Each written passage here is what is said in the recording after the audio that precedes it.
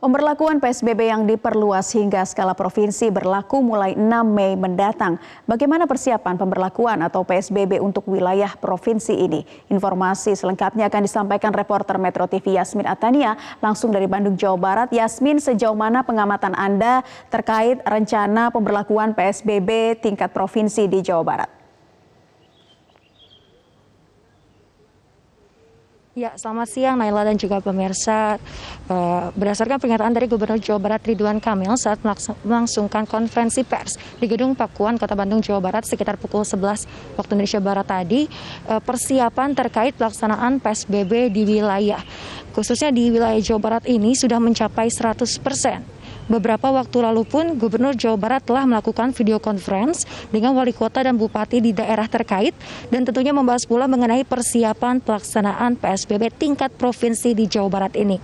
Total dana yang dipersiapkan untuk pelaksanaan PSBB Jawa Barat ini yang berasal dari pemerintah provinsi dan kota kabupaten yakni sebesar 10,8 triliun rupiah.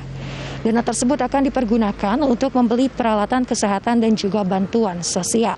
Selain itu, jeda waktu dari hari ini sampai tanggal 6 Mei 2020 mendatang, di mana menjadi awal pelaksanaan PSBB tingkat Jawa Barat, pemerintah gunakan untuk sosialisasi terkait PSBB kepada warga, baik melalui media massa atau sosialisasi di RT RW tentang persiapan PSBB di wilayah masing-masing.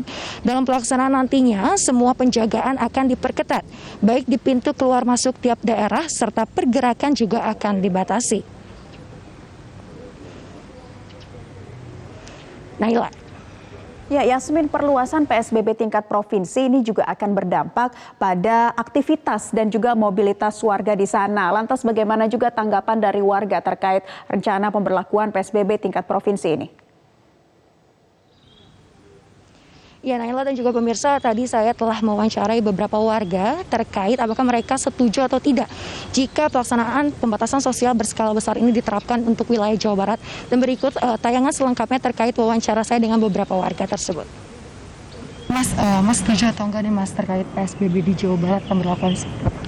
Setuju aja Mbak, soalnya biar kawasan-kawasan tertentu emang jadi tidak berantai gitu. Soalnya kayak di kawasan saya emang udah ditutup beberapa jalan, cuma boleh pejalan kaki aja. Kalau motor nggak bisa masuk, kayak pegawai-pegawai online, pengantoran nggak bisa masuk. Cepat selesai aja Kak, soalnya kita aktivitas juga jadi terhambat, kuliah juga nggak bisa, semuanya terhambat. Kalau kita sebagai masyarakat biasa Mbak ya, setuju nggak setuju sih sebenarnya. Setujunya mungkin ini sebuah langkah dari pemerintah untuk mencegah pandemi berkelanjutan sama lebih parah. Terus tidak setujunya dikarenakan kita melihat langkah-langkah konkret pemerintah untuk kesejahteraan dan penanganan efek sosial untuk masyarakat seperti kita itu belum maksimal. Contohnya apa?